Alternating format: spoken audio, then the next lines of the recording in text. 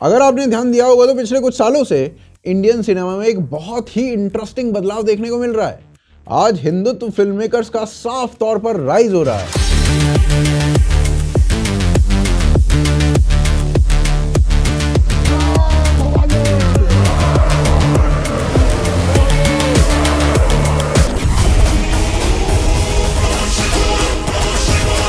Back to back ऐसी फिल्में आ रही हैं जो ज्यादा नेशनलिस्ट हैं, अपने कल्चर और आइडेंटिटी को लेकर अनअपोलोजेटिक है।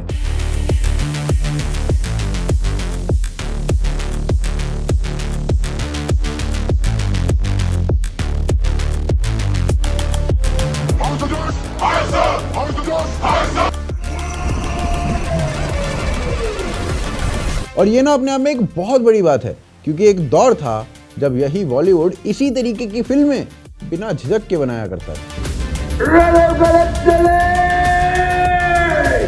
और सबसे इंटरेस्टिंग बात यह है कि आज जितनी भी प्रो हिंदू प्रो नेशनलिस्ट फिल्में बन रही हैं वो सिर्फ बन ही नहीं हैं, बल्कि बॉक्स ऑफिस पर जबरदस्त चल रही है। धुरंधर ने अपने सेकंड वीकेंड में सबके रिकॉर्ड तोड़ दिए। बाहुबली 2, पुष्पा 2, छावा, एनिमल, गदर 2, लिटरली सब। आज इस वक्त जब आप ये वीडियो देख रहे हो, छावा सिर्फ 6 दिनों में 200 करोड़ का नंबर पार कर चुकी है। इंडिया में 300 करोड़ अब मुट्ठी में है। और इसी वजह से ना अब ऐसी फिल्मों की पूरी लाइनअप तैयार हो चुकी है। और जैसे जैसे ये बदलाव और तेज हो रहा है, वैसे वैसे लिबरल इकोसिस्टम के एक बड़े हिस्से का मेल्टडाउन भी साफ देखने को मिल रहा है। पूरे तरीके से कहीं से भी ये बात कोई लीगल नहीं है, चाहे वो पाकिस्तान का निजाम हो या हिंदुस्तान का निजाम हो। ह्यूमन राइट्स तो ह्यूमन राइट्स भी होते हैं, किसी के भी ह्यूमन राइट्स हो, चाहे वो आतंकवादी ही क्यों ना हो। तो अब सवाल ये उठता है कि आखिर ये बदलाव हो क्यों रहा है? क्या इंडियन सिनेमा में एक बार फिर हिंदुत्व सिनेमा की वापसी हो रही है, ठीक वैसे ही जैसे कभी इंडियन सिनेमा की शुरुआत में हुआ करती थी? और अगर ऐसा है तो ये बदलाव आया कैसे? आखिर क्यों आज नेशनलिस्ट और हिंदू फिल्म मेकर्स आगे आ रहे हैं? आइए इस वीडियो से समझने की कोशिश करते हैं। देखिए, जब से इंडियन सिनेमा की शुरुआत हुई है ना, तब से ये सिर्फ एंटरटेनमेंट का माध्यम नहीं रहा है। शुरू से ही सिनेमा एक कल्चरल शोकेस रहा है और यही कारण है कि शुरुआती इंडियन सिनेमा पूरी तरीके से हिंदू कल्चर और हिस्ट्री से इंस्पायर्ड था। इंडियन सिनेमा के जनक माने जाने वाले दादा साहेब फाल्के इसका सबसे बड़ा उदाहरण है। आप उनकी पहली फीचर फिल्म राजा हरिश्चंद्र, जो कि 1913 में बनी थी, जो कि इंडियन सिनेमा की पहली फिल्म भी थी, उसकी बात कर लो। यह फिल्म राजा हरिश्चंद्र की कहानी पर आधारित थी, जो खुद रामायण और महाभारत की परंपरा से निकली कथा है। और ये सिर्फ एक एग्जाम्पल नहीं था। दादा साहेब फाल्के ने इसके बाद लगातार ऐसी फिल्में बनाई जो सीधे हिंदू टेक्स्ट और लेजेंड से प्रेरित थी। 1913 में आई मोहिनी भस्मासुर, 1914 में आई सत्यवान सावित्री, 1917 में आई लंका दहन, 1918 में आई श्री कृष्ण जन्म और 1919 में आई कालिया मर्दन। इसके बाद 1920 के दशक में भी यही चला। 1926 में आई भक्त प्रहलाद और 1932 में आई सेतु बंधन। और इस पूरे इंटरवल के दौरान ऐसी न जाने कितनी फिल्में थी जिसमें दादा साहेब फाल्के ने हिंदू कल्चर को सिनेमा के माध्यम से आम जनता तक पहुंचाया था। पर मैं आपको एक बात बता देता हूं कि दादा साहेब फाल्के अकेले नहीं थे। इसी मोटो के साथ कई और फिल्म मेकर्स भी काम कर रहे थे। आप बाबूराव पेंटर की बात कर लो, उनकी फिल्में चाहे 1920 में आई सरहादरी, या फिर 1923 में आई सिंहगढ़, या फिर 1924 में आई कल्याण खजीना, उनका सारा सिनेमा छत्रपति शिवाजी के इतिहास और महाभारत की कथाओं पर केंद्रित था। इसी प्रकार से चंदूलाल शाह, जो कि रंजीत स्टूडियो के फाउंडर थे, एक बहुत बड़ा नाम थे इस क्षेत्र में। इन्होंने कई कमर्शियल और सोशल फिल्में बनाई, लेकिन मेजॉरिटी ऑफ उनकी जो फिल्में थी ना, वो पूरी तरीके से इंडियन ट्रेडिशनल वैल्यूज में रूटेड थी। चाहे सती महानंदा हो, या फिर सती सावित्री हो, या फिर रुक्मणी हरण हो। और ये तो मैंने आपको कुछ फिल्म मेकर्स के नाम बताए हैं। इसके अलावा होमी मास्टर, रुस्तम धोतीवाला, या फिर कांजी भाई राठौड़, ऐसे ना जाने कितने डायरेक्टर्स थे जो इंडियन लेजेंड्स और डिवोशंस पर फिल्में बना रहे थे। और ना सिर्फ इंडियन लेजेंड्स पर फिल्में बन रही थी, बल्कि कई प्रो नेशनलिस्टिक फिल्में भी बन रही थी। चाहे वो 1921 में आई रुस्तम धोतीवाला की भीष्म प्रतिज्ञा हो, या फिर कांजी भाई राठौड़ की भक्त विदुर हो। इनफैक्ट अंग्रेजों को भक्त विदुर से इतनी मिर्ची लग गई थी कि बाकायदा इस फिल्म को उन्होंने बैन कर दिया था। असल में उस समय इंडियन सिनेमा साफ तौर पर एक हिंदू सेंट्रिक नैरेटिव को रिप्रेजेंट करता था। अगर आप उस समय का डेटा ही देख लो तो साफ पता चलता है कि 1920 से 1930 के बीच तक हर साल रिलीज होने वाली फिल्मों में 70% से ज्यादा फिल्में हिंदू एपिक्स और हिंदू हिस्ट्री पर बेस्ड होती थी। यानी यह कहना गलत नहीं होगा कि इंडियन सिनेमा का वो दौर था जो बिना झिझक हिंदुत्व सिनेमा का पीक कहा जा सकता है। इस समय ना सिर्फ सिनेमा में एंटरटेनमेंट था, बल्कि इंडियन सिविलाइजेशन, हिंदू वैल्यूज और नेशनलिस्टिक नैरेटिव को जन जन तक पहुंचाने का सबसे ताकतवर और इफेक्टिव माध्यम बन चुका था उस समय सिनेमा। लेकिन इसके बाद एक बदलाव आया। जिसने इंडियन सिनेमा का पूरा चेहरा बदल कर रख दिया। देखिए 1930s के बाद इंडियन सिनेमा के अंदर एक सिस्टमैटिक आइडियोलॉजिकल शिफ्ट शुरू हो चुका था, लेकिन इसे समझाने के लिए पहले यह समझना बहुत जरूरी है कि उस समय ओवरऑल सिचुएशन क्या थी। फर्स्ट वर्ल्ड वॉर और फिर सेकेंड वर्ल्ड वॉर, इसके बाद पूरी दुनिया दो बड़े आइडियोलॉजिकल कैंप्स में बंट चुकी थी। एक तरफ कैपिटलिज्म था और दूसरी तरफ कम्युनिज्म था। अब ये लड़ाई सिर्फ बंदूक और सेना की नहीं रही थी, ये लड़ाई आइडियाज की हो चुकी थी। और ये जो आइडियाज की लड़ाई थी उसमें कल्चर, लिटरेचर, एजुकेशन, मीडिया और सिनेमा इसके सबसे बड़े हथियार बन चुके थे। सोवियत यूनियन ना इस बात को ओपनली मानता था कि अगर किसी देश के राइटर्स, आर्टिस्ट, टीचर्स और फिल्म मेकर्स को इन्फ्लुएंस कर लिया जाए तो उस देश की आने वाली पीढ़ियों की सोच बड़े आराम से बदली जा सकती है। इंडिया उस समय ब्रिटिश रूल से निकल रहा था। इंग्लिश बाबुओं के कॉलोनियल सप्रेशन के कारण भारत में धीरे धीरे एक ऐसी क्लास तैयार हो रही थी जो कम्युनिस्ट और मार्क्सिस्ट थियोरी से बहुत ज़्यादा प्रभावित हो चुकी थी। बॉम्बे, कैलकाटा, लाहौर, इन जैसे शहरों में मार्क्सिस्ट आइडियाज बहुत तेजी से फैल रहे थे। और क्योंकि सिनेमा उस समय तक काफ़ी पॉपुलैरिटी हासिल कर चुका था तो नेचुरली ये एक टारगेट बन गया था कम्युनिस्ट एजेंडा फैलाने का। इसी कारण 1936 में प्रोग्रेसिव राइटर्स एसोसिएशन PWA बनाई गई, जो कि प्रैक्टिकली एक मार्क्सिस्ट आइडियोलॉजी से ड्रिवन ग्रुप था। इस ग्रुप से जुड़े हुए जो राइटर्स थे वो रिलीजन, सिविलाइजेशनल कंटिन्यूटी और ट्रेडिशनल मोरालिटी को आउटडेटेड मानने लगे थे। उनके लिए इंडियन सोसाइटी की पहचान सिर्फ एक्सप्लॉयटेशन, ऑपरेशन और क्लास कॉन्फ्लिक्ट थी। यही इकोसिस्टम आगे चलकर थिएटर में पहुंचा। 1943 में Indian People's Theatre Association IPTA इसको बनाया गया और IPTA के जो मोस्टली मेंबर्स थे ना वो ओपनली कम्युनिस्ट आइडियोलॉजी से जुड़े हुए थे। राइटर्स, एक्टर्स, लिरिसिस्ट, म्यूजिशियंस और डायरेक्टर्स सब इसी इकोसिस्टम से निकले हुए थे, जो आगे चलकर बॉलीवुड में बड़े बड़े नाम भी बनने वाले थे। IPTA द्वारा पूरे देश में प्लेज और सॉन्ग्स परफॉर्म किए जाते थे जिनका कोर थीम था क्लास, स्ट्रगल, फेमिन, एक्सप्लॉयटेशन और कम्युनिस्ट एजेंडा। कई फ्यूचर फिल्म मेकर्स और एक्टर्स इसी सिस्टम में ग्रूम हुए। सिनेमा में इस आइडियोलॉजिकल शिफ्ट का पहला बड़ा संकेत 1946 में दिखाई दिया। K.A. अब्बास इसी IPTA के फाउंडिंग मेंबर थे, जो कि ओपनली मार्क्सिस्ट थे। उनका मानना था कि सिनेमा को सोशल और पॉलिटिकल पर्पस दोनों को सर्व करना चाहिए। वो USSR बार बार आते जाते रहते थे और सोवियत सिनेमा को आइडियल मॉडल बताते थे। उन्होंने 1946 में 2 मूवीज रिलीज की। पहली थी नीचा नगर, जिसे चेतन आनंद ने डायरेक्ट किया था, पर लिखा इन्होंने खुद था। उसमें उन्होंने कम्युनिस्ट एजेंडा को ओपनली और बहुत सटल तरीके से दिखाया था। रिच और पुअर के बीच शार्प डिवाइड दिखाया गया, अमीरों को ओपनली गरीबों के खिलाफ दिखाया गया। फिर इनकी दूसरी मूवी थी धरती के लाल, जिसे खुद K.A. अब्बास ने डायरेक्ट भी किया था। इसमें बंगाल का जो फेमिन था उसको पूरी तरीके से मार्क्सिस्ट लेंस से दिखाया गया था। इस फेमिन की सारी जिम्मेदारी हिंदू लैंडलॉर्ड्स के ऊपर डाल दी जाती है। पर यह तो सिर्फ शुरुआत थी। ब्रिटिशर्स से आज़ादी के बाद नेहरू, जो खुद सोशलिस्ट आइडियाज से बहुत प्रभावित थे, वो USSR से काफ़ी क्लोज हो जाते हैं। समय के साथ साथ इंडिया और सोवियत यूनियन के बीच कल्चरल एक्सचेंज काफ़ी बढ़ने लगा था। हमारे चचा जान चाहते थे कि इंडियन सिनेमा में सोशलिज्म का फ्लेवर साफ तौर से झलके। फिर क्या, इंडियन सिनेमा के कई बड़े बड़े फिल्म मेकर्स, एक्टर्स, लिरिसिस्ट और म्यूजिशियंस को बाकायदा USSR भेजा गया। और जब वो USSR गए तो वहाँ पर उनको ट्रेनिंग और एक्सपोजर दोनों दिया गया। और इसमें शामिल उस समय के कई टॉप नाम शामिल थे। राज कपूर, दिलीप कुमार, देवानंद, बलराज साहनी, चेतन आनंद, K.A. अब्बास, नरगिस, बिमल रॉय, ऋषिकेश मुखर्जी, सलिल चौधरी, अनिल विश्वास, निरूपा रॉय। किसका नाम लें? USSR में इन्हें सोशलिस्ट विचारधारा के बारे में बताया गया। किस तरीके से सोवियत स्टाइल मूवीज बनती हैं वो इन्हें बताया गया। इनके अंदर कम्युनिस्ट विचारधारा के लिए सॉफ्ट कॉर्नर पैदा किया गया। अब इसका असर इंडिया लौटने के बाद बिल्कुल साफ दिखाई देता था और राज कपूर ना इसका सबसे बड़ा एग्जाम्पल है। इस विजिट के बाद आप उनकी कोई भी मूवी उठा के देख लो, सब में सटल तरीके से कम्युनिस्ट एजेंडा घुसा हुआ दिखेगा। फॉर एग्जाम्पल आवारा 1951 में ये फिल्म आई थी और ये पूरी फिल्म यही साबित करने में लगी हुई थी कि अपराधी अपनी चॉइस से अपराधी नहीं बनता है, बल्कि सिस्टम ने उसे मजबूर किया।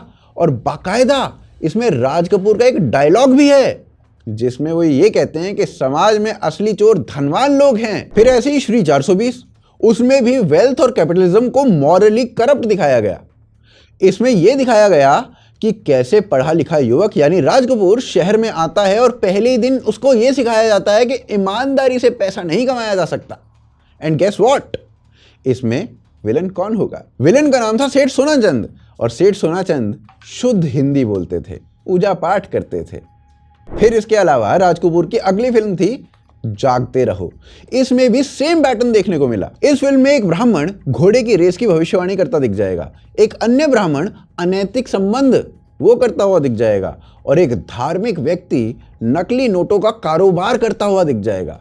आखिर में इसमें गरीब किसान जब सोसाइटी में ये सब देखता है तो डायलॉग मारता है, मैंने यही सीखा है कि मैं भी चोर बनूं, डाकू बनूं। इन्हीं सब फिल्मों के कारण और इसी आइडियोलॉजी के कारण ना सिर्फ राज कपूर की फिल्म्स इंडिया में बल्कि सोवियत यूनियन में बहुत भयंकर पॉपुलर हुई। और जब इतना बड़ा एक्टर डायरेक्टर इस तरीके की मूवीज बनाने लगा और जिससे वो और भी ज्यादा पॉपुलर होने लगा, तो ये ऑब्वियस था कि जो सटल तरीके की मूवीज थी उसमें सोशलिस्ट और कम्युनिस्ट एजेंडा घुसाया जा रहा था, वो वक्त के साथ साथ ना और ज़्यादा विजिबल होने लगा। इसके बाद से बॉलीवुड में एक फिक्स टेम्पलेट बन चुका था, अमीर, पंडित, ठाकुर और जमींदार ये सब विलन होंगे। हीरो हमेशा गरीब होता था जिसके साथ बड़ी नाइंसाफी होती थी। हीरो भले ही चोरी कर ले लेकिन उसकी नीयत साफ होती थी, सारी गलती सिस्टम की होती थी। बेसिकली ये ना एक टिपिकल कम्युनिस्ट थिंकिंग है और इसके कई एग्जाम्पल्स हैं। अब आप ना बिमल रॉय की 2 बीघा जमीन की बात कर लो। ये भाई साहब खुद कम्युनिस्ट थे और इनकी ये जो फिल्म थी वो क्या बात करती थी?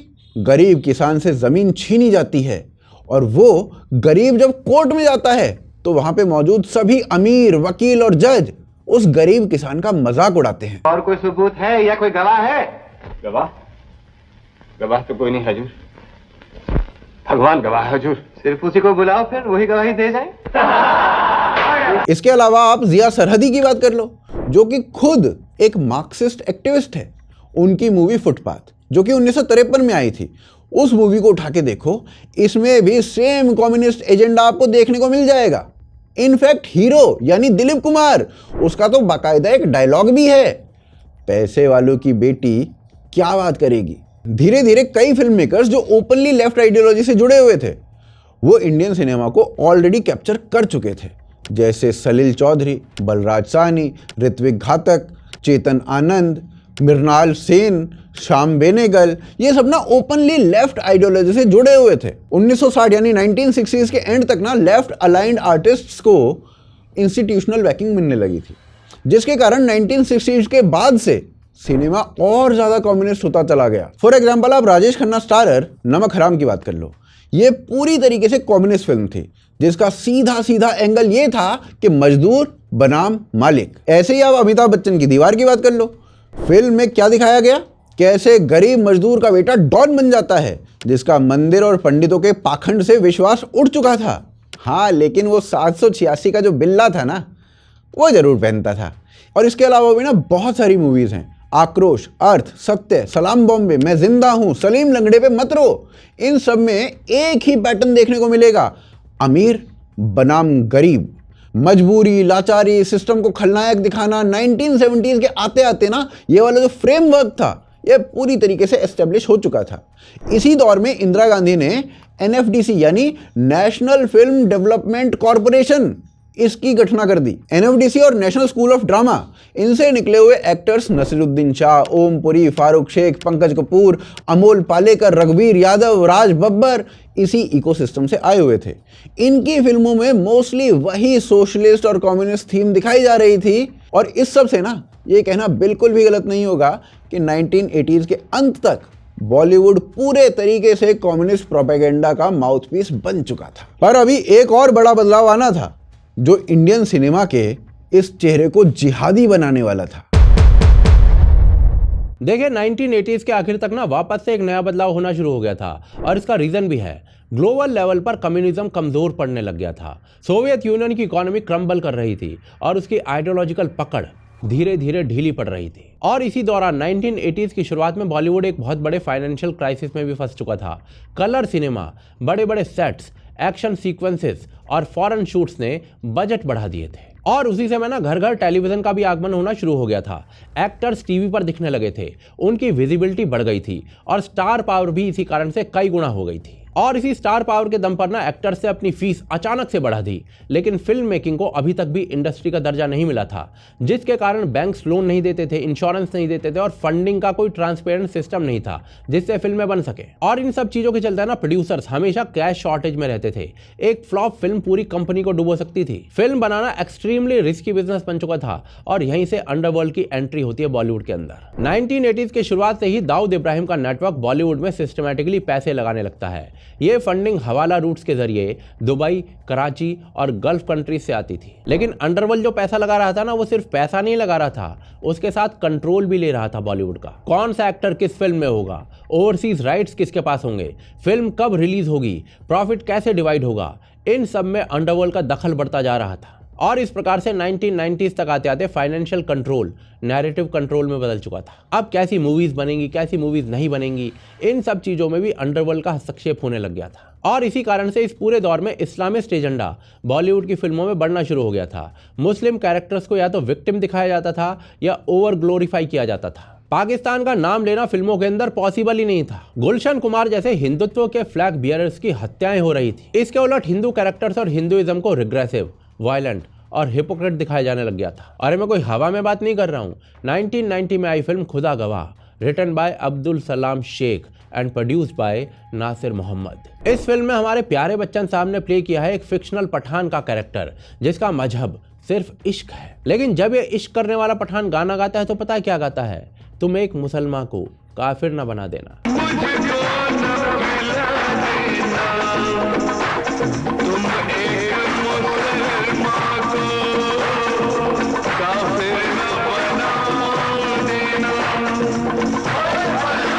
ऐसे ही इस पूरे टाइम में जो मोटा मोटा 1980 से 2005 तक चलता है, उसमें हिंदू फोबिया भर भर कर दिखाया गया है। ऐसी मूवीज बनी है जहां पर व्रत या फिर मूर्ति पूजा, इस टाइप के हिंदू ट्रेडिशंस का मजाक उड़ाया जा रहा है। बुरा न मानो, होली है। दिवाली की तो छुट्टी बनती है ना। ये भी कोई फेस्टिवल है? दिवाली चारों तरफ सिर्फ और सिर्फ शोर ही है। हम इंसानों को गलतफहमी के इस प्लानिट पे हम लोग अकेले रहते। तुमने कभी उन जानवरों के बारे में सोचा जो पटाखे की आवाज सुन के बेचारे इधर उधर भागते रहते हैं?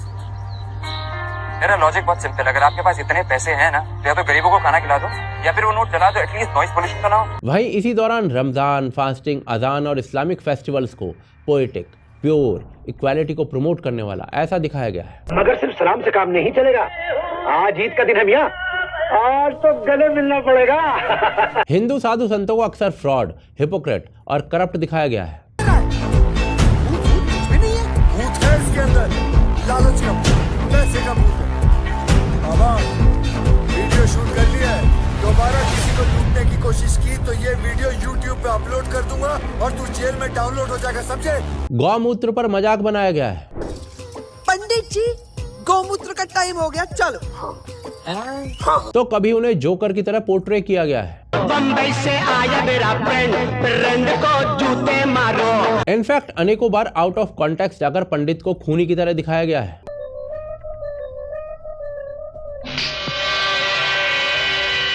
या फिर उन्हें रेपिस्ट की तरह पोर्ट्रे किया जाता रहा है। आप पुजारी जी, तेरा उद्धार करने आए हैं, आ उधर चल। खबरदार, नीच, पापी, मारती, थू है तुझ पर। अरे चल ना, चल, छोड़ दे मुझे। अरे चल। मन में तो बस देवी की पूजा कर रहे छमिया। वहीं दूसरी तरफ आप अक्सर बॉलीवुड में खान या फिर अब्दुल चाचा टाइप कैरेक्टर्स देखोगे जो काफी दयालु, सत्यवादी और ईमानदार होते हैं। रहो, एक गिलास पानी तो पिला दो मुझे। खान साहब, आप हमारा छुआ पानी पियेंगे? अरे तो क्या हुआ? ला हौल विला कुव्वत, भैया हम तो सीधी बात जानते हैं। एक ही सफ में खड़े हो गए महमूद व अयाज, न कोई बंदा रहा और न कोई बंदा नवाज। वाह वाह,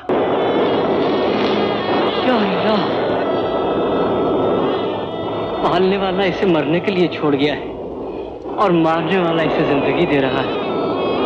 वाह रे तेरी कुदरत। अब्दुल चाचा, ये बड़े सवाब का काम किया है तुमने, अल्लाह तुझे इसका फल जरूर देगा। बड़े पुण्य का काम किया है तुमने, धन्य है तुम्हें। सचमुच देवता हो। और दूसरी तरफ इस पूरे कालखंड में पाकिस्तान और टेररिज्म को पूरी तरीके से जस्टिफाई कर दिया गया है। समय के साथ ये एजेंडा और ज्यादा क्लियर ही हुआ है। लेकिन आखिरकार 2001 में फिल्म मेकर्स को, बॉलीवुड को इंडस्ट्री का स्टेटस मिल जाता है और इस तरीके से बैंक्स और इंस्टीट्यूशनल फाइनेंस कदम रखता है बॉलीवुड के अंदर। इस स्टेप के बाद एटलीस्ट पेपर के ऊपर अंडरवर्ल्ड की डिपेंडेंसी खत्म होनी चाहिए थी, लेकिन इसके बाद भी कई केसेस सामने आए जो दिखा रहे हैं कि अभी भी कहीं ना कहीं अंडरवर्ल्ड और उसके कनेक्शंस बॉलीवुड में मौजूद है। 2009 में आई रैंड रिपोर्ट और 2013 में आई विकीलीक्स इस चीज का सबूत है और इसका ना एक रीजन भी है। आप अंडरवर्ल्ड जैसी चीज को साफ कर सकते हो, पर अंडरवर्ल्ड ने अपने टाइम में बॉलीवुड का जो इकोसिस्टम बना दिया है उसे कैसे साफ करोगे? ये इकोसिस्टम बॉलीवुड के अंदर अपनी जड़ें जमा चुका था और इसी वजह से दर्जनों उल्टी पुल्टी फिल्में बनती ही रही। पीके जैसी फिल्म के अंदर महादेव को एक जोक बना दिया गया। लॉक क्यों कर रहा है बे? आज जाने नहीं देगा। दरवाजा खोल, मेरी एंट्री है यार। देखिए, शंकर भगवान जी बहुत बड़ी हस्ती हैं, वो ऑलमाइटी हैं, तो हम उनका मजाक उड़ाने वाले कौन होते हैं? सबसे पहले तो यही तो मैं पूछ रहा हूँ, आप कौन होते हैं? हैदर जैसी फिल्म के अंदर इंडियन आर्मी को एक विलन की तरह पोर्ट्रे किया गया। Revolutionary poets of British India. आप रहने वाले हो इस्लामाबाद। और भाई साहब, ये फिल्म इतनी कन्विंसिंग थी कि उसमें एक सीन में शाहिद ने जिस बच्चे के सर पर स्कल रखा है ना, खोपड़ी रखी है, वो आगे चलकर सच में टेररिस्ट बन जाता है। फिराक जैसी फिल्म के अंदर हिंदू मॉब्स ब्रुटैलिटीज कर रही हैं।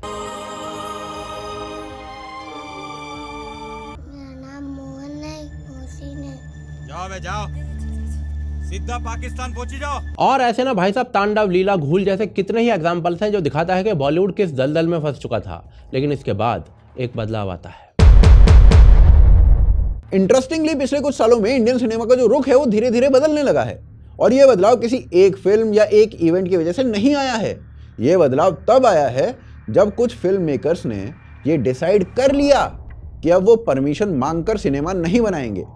बेसिकली भले ही इलीट लॉबी से उनको कैंसिल कर दिया जाए, पर वो अच्छे कंटेंट को ही बनाएंगे और उसको बनाने से पीछे बिल्कुल नहीं हटेंगे।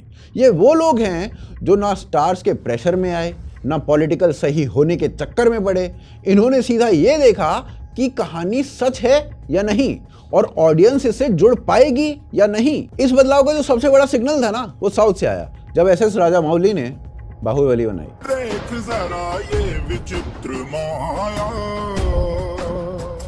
इस फिल्म ने अकेले ना जाने कितने ही रिकॉर्ड्स को तोड़ दिया और इसी दौरान इसके बाद उन्होंने RRR बनाई।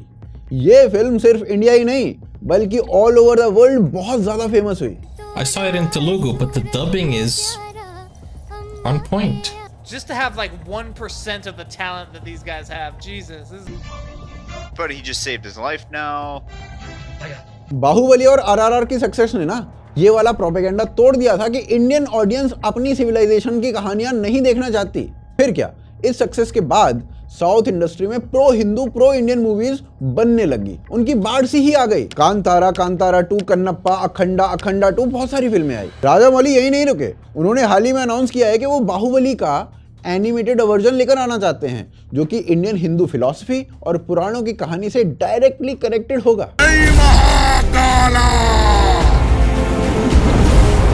राजामौली का जो आने वाला सबसे बड़ा प्रोजेक्ट है ना, वो है वाराणसी, जो डायरेक्टली हिंदू कल्चर और आइडियोलॉजी से इंस्पायर्ड है, जिसकी ग्रैंडनेस को देखकर फॉरेन तक के लोग थे ना, वो दंग रह गए।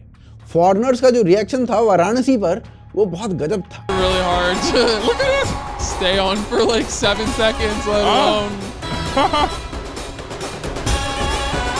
So it has something to do with this asteroid. Varanasi to the world and time. Oh my God, is that Hanuman? That's crazy. Har Har Mahadev, friends. Is that Hanuman ji, Lanka? ये जो shift था इसका असर Hindi cinema के ऊपर भी पड़ा और यहाँ भी पिछले कुछ सालों से डायरेक्टर्स खुल के सामने आने लगे और इसकी सबसे पहली जो शुरुआत थी वो विवेक अग्निहोत्री ने कश्मीर फाइल्स से की थी। अगर मैं गलत ना हूँ तो ये कहना बिल्कुल ठीक रहेगा कि मेन स्ट्रीम हिंदी सिनेमा की उन पहली फिल्मों में से एक थी कश्मीर फाइल्स, जिसने कश्मीरी हिंदुओं के जेनोसाइड को बिना डिल्यूजन के दिखाया हो। कश्मीर फाइल्स को ऑडियंस का स्ट्रॉन्ग सपोर्ट मिला और ये कमर्शियल सक्सेस साबित हुई। इसके बाद फिल्म मेकर्स को ये रियलाइजेशन हुआ कि ऑडियंस लंबे समय से सप्रेस स्टोरीज को सुनना चाहती थी। इसी रियलाइजेशन के कारण द केरला फाइल्स, अजमेर 92, गोधरा, इन जैसे सब्जेक्ट्स के ऊपर फिल्में बननी शुरू हुई। क्वालिटी अलग अलग हो सकती है, लेकिन डायरेक्शन साफ था। अब फिल्म मेकर्स उन टॉपिक से बच नहीं रहे थे जिन्हें पहले करियर का रिस्क माना जाता था, क्योंकि ऑडियंस उन्हें एक्सेप्ट कर रही थी। इसी में ओम राउत जैसे डायरेक्टर्स आए। उन्होंने तानाजी जैसी फिल्म बनाई जो कि हिंदू वॉरियर्स पर बेस्ड थी, और मेन स्ट्रीम में ये बहुत भयंकर हिट साबित हुई। हालांकि इन्होंने इसके बाद फिर आदि पुरुष भी बनाई जो कि बहुत बड़ी फ्लॉड थी और उसका एग्जीक्यूशन बहुत ही घटिया था, लेकिन इंटेंट क्लियर था। इसके अलावा Ram Setu, oh my God 2, Hanuman, इन जैसी फिल्में भी आई और इन्होंने दिखाया कि रिलीजियस थीम्स के ऊपर अब फिल्में बनाई जा सकती हैं, अब ये टैबू नहीं रहा है। ऐसे ही साउथ से ऋषभ शेट्टी आए और वो इस समय काफ़ी पॉपुलर हो रहे हैं, जिन्होंने कांतारा ना सिर्फ डायरेक्ट की बल्कि उसमें खुद एक्ट भी किया और उसको लिखा भी। और एक बात ये प्रूव कर दी कि लोकल फोकलोर और परंपरा, इनके ऊपर भी अगर फिल्म बनाई जाएगी तो वो करोड़ों कमाएगी, और ना सिर्फ करोड़ों कमाएगी, इंटरनेशनली भी बहुत भयंकर फेमस होगी।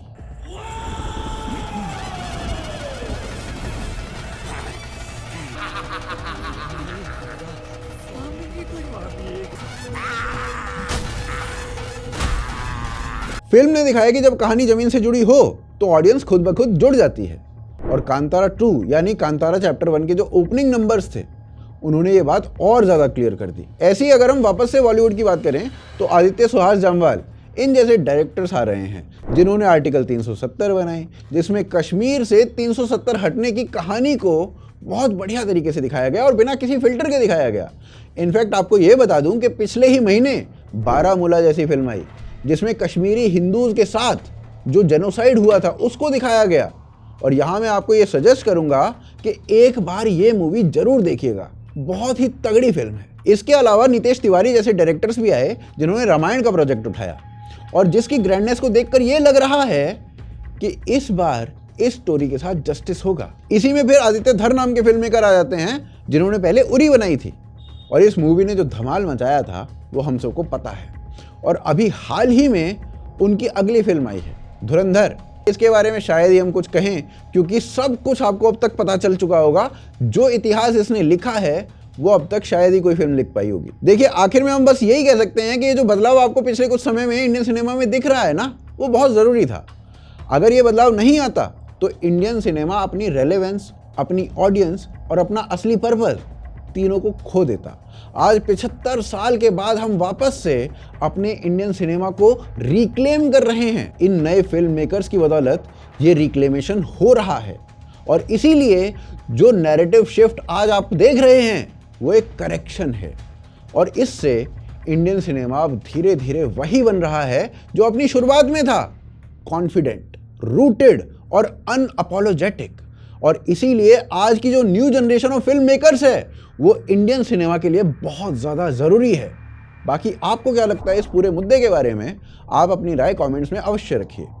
आप इस वीडियो को लाइक और शेयर करना बिल्कुल मत भूलिए। हमें अगर सपोर्ट करना चाहते हैं तो यूपीआई, पेट्रियन और ज्वाइन बटन, ये तीनों ही आपको मिल जाएंगे, और इसके जो लिंक्स हैं वो नीचे डिस्क्रिप्शन में आप देख सकते हैं।